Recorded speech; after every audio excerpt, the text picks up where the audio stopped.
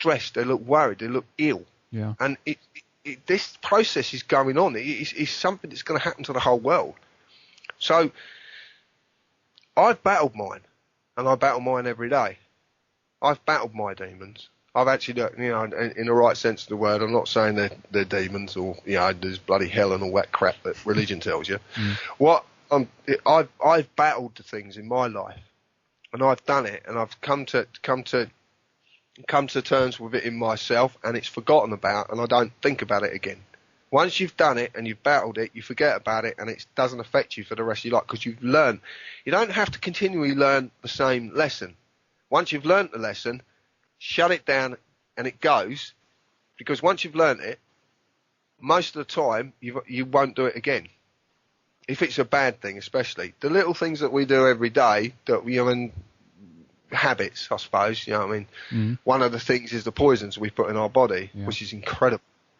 The poisons that are out there that you can actually put in your body without actually knowing you are putting them in. It's incredible. It really is. And I don't really get into that sort of thing, but I just look at food and I look at what they're putting in the food. And half of it, I don't even know what because it eat this, eat that, and whatever. But it's not right. And it isn't right. So there's something they're doing that, and I don't know what they're doing to us. I don't know why they're doing it.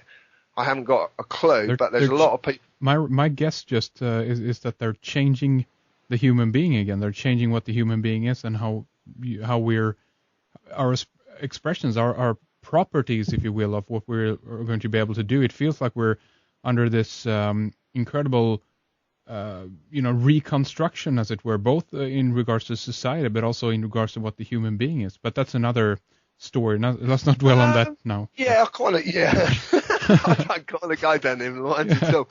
I look at everything very, like I said, I look at everything very black and white. It's like sort of right and wrong. I know there's something going on with the food. I don't know what it is. I don't really want to know. As long as I know there's something going on, I steer away from it as much as I possibly can. Anything that's been chemically put into food. Obviously, in this day and age is very, very difficult to do because from what I know from other people telling me, they mess around with vegetables and fruit and all sorts of bloody things. GMO, But I kind of, everything that's going on in the world relating to the food and what we do and everything is in some ways I see that also as an illusion. Because, for argument's sake, if I say to you, excuse me, this E number does this to your body, then every time you see this E number in your food, you're going to worry about it and stress about it. Okay? And it causes worry and stress. So what you do is you cut out this E number. So you recognise that and you've taken that E number out your food. You'll take this out. You take that out. Take that. So in some ways, what they're doing is actually helping us to eat healthier. Exactly. Very good point. It's working in the reverse. Yes. It's fantastic. And that's why I see everything. It works in... But yet again, sorry to cut you off, but I just want to mention also that only then applies to people who have the awareness and, if you will, interest of finding out these type of things. And in most cases where this doesn't work or doesn't apply, though, is where people are so naive that they think that, no, there's no one out there who would do this kind of stuff to harm us or to hurt us. And these are many of the people who are getting in trouble because of it, Well, I also see that as a double-edged sword because, like I said, most of the people who actually connected in massively without even knowing are people who generally just love. And because they generally just love, I do honestly believe that they have a form of protection. Because love is the ultimate protection. It is the most powerful force in the world. There is nothing more powerful. And what we're being told is that that's why they had to tarnish the word love with sex. And that's exactly what they've done. If I say to, if I say, Henrik, I love you, then people will actually look at me as to say, oh, he's gay. No, but it's the truth. That's what they've done. They've related. Now, if I hug my friends, and even if I would say, if I hug my friends and I give them a cuddle, then other people look at that as us being that affection is related now to gayness, to homosexuality, which is they class as an affliction. They class that as an affliction. This is how, because that's religion again. It's got in there and said, no, this is not natural. This is not how. I'd like to know who told them it's not natural. Do you know the story? I've got to tell you, this is so funny. I was watching a comedian the other night, and I love humour, satirical humour. The British humour is very satirical. Mm-hmm. There was a comedian who was telling a story about two gay men that were on a plane, and they were kissing, and this bloke, very heterosexual, started complaining. He really started complaining, and he turned around and said, it's just not natural. It's not natural. And one of the gay men turned around and says, but you're flying. Mm. And he said, but most people will miss what's being said there. Yeah. Because it's satirical humour, they miss what's being said there. And simply what he's saying is, but you're flying. That's not exactly natural, is it? Well, exactly. If we get into the definements of what is natural and what isn't, the lines become very, very blurry. It's very. But difficult. what I'm saying is that's the problem. See, people kind of like the British humour is very satirical, and satirical humour is quite important to us because I don't know if you ever have any chance of watching any satirical humour, because you'll actually see boundaries pushed that can't be pushed any other way. There is no boundaries to it at all. And this is one thing that I've always maintained, that the truth has no boundaries. Right. There is no boundaries. It cannot be contained. It cannot be contained by anything. And it will go wherever it goes. What I'm saying is love is the most powerful thing in the world. Love of friendship and companionship. That's exactly what human beings need right now. So the best thing that they could have done is exactly what they do, is tarnish that word with sex. And that's exactly what they've done. Mm. Because they don't want human beings to connect with love anymore. That's the last thing I want. They don't want two men to be able to cuddle and show affection because they're friends, because they love each other, because they're friends. Yeah. It's nothing to do with the sexual element whatsoever. But because that's why you don't see it anymore. You don't, and so many people are frightened of touching someone else. They are so frightened of actually. One of the best ways that human beings communicate is by touch. I can show how much in England. I don't know if it's like everyone shakes hands. Have you ever been to England? Yep, absolutely. Yeah. And everybody shakes hands, don't they? Yeah. And it's a gentleman's way of greeting someone. Sure. Well, it's pretty much the same up here as well, actually. But yeah, definitely. Okay. Yeah. Now look at the word gentleman. What is it actually saying to you? It's a kind man, a gentleman. No.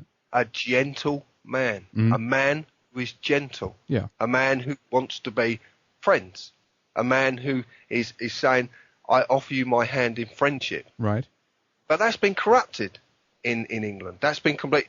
When a gentleman is a man of statute, a man of status, a man with a bowler hat and a pinstripe suit and a tie and carries an umbrella. Right. See how they corrupt everything. So they've taken a very simple thing, a gentle man, a man who is gentle. When you touch something gently, but we're not allowed to do that as men. We have to be big and macho and because that's how society wants us to be. Look at the adverts on the television. It's all about muscles and physique, and you can look like this if you use this aftershave. What a load of crap. Well, I agree. And again, it's the same thing that I was talking about before there when it comes to reforming or reshaping what the human being is. And I feel personally that this has been going on throughout history to slowly and surely get the human being away from what it is natural, and again to slowly acclimatize us and adapt us to this artificial system. Absolutely. The illusion. Yeah. The illusion, yeah, absolutely. And nothing can be more, I feel, powerful in that sense to manipulate people when it comes to things like love and also their sexuality. I mean, those are some of the most powerful driving forces that human beings have, and hence they understand that, okay, let's target these areas because they are important to them. And you know what? The funny thing is that most men won't admit it, but most men, I've got friends who are gay on both sides, you know, both men and women who are gay, and they're brilliant. I love them to bits. And there's an attraction to gay people in a different way, because a man is naturally attracted to a woman. This is what religion will tell you. But what men are frightened of is that they could be attracting to the feminine within a man. Right. That frightens them. That really frightens them, because society tells you that that's not right. You shouldn't be like that. You know, and it's wrong. You know, I mean, I don't know why people are like they are. I don't understand, and I don't need to understand. That's the point. I don't need. It's like I don't understand what someone from Sweden is saying to me when they talk to me in Swedish. I haven't got a clue what they're saying. But if I'm standing in front of that individual and I'm actually looking at the body language and I'm kind of looking in the eyes, I get a gist of what's going on. And that's just that's an actual thing that's happening. I get a gist of what they are trying to get over to me.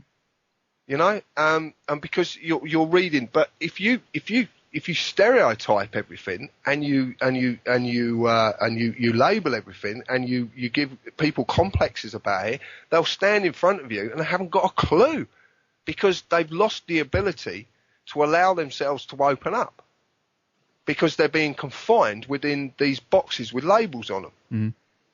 And that's exactly what's happened. That's why they use sexuality against people. So it's such a strong weapon to use, because it doesn't allow you to connect to these people, because you see it. You see people, you know, they won't have a friendship with a gay person. They won't have a friendship. You know, and why? And you say to them, why won't you have a friendship with a gay? And they can't answer you. That's the point. Oh, because they're gay. No. That's just a label. Give me a reason why you can't have a friendship with that individual. It's somebody. It's an individual. Oh, but they're gay. And that's all you get. Oh, but they're gay. Oh, but they're gay. And it's like, someone said, you know, and what they've done is they've manipulated this in such a way that now we do it with the colour of skin. We do it with the way people speak. We do it from whatever country they're from. Then they bring terrorism into it. This is why terrorism works so well. Yeah. Well, because they say, right, now, everyone from Islam, you've got to be suspect of them. Why? Because they're from Islam, and Islam, there's terrorists come from Islam. Right. They did 9/11. They did 7/7. They did this. They did. Can you prove that? Can you actually show me evidence?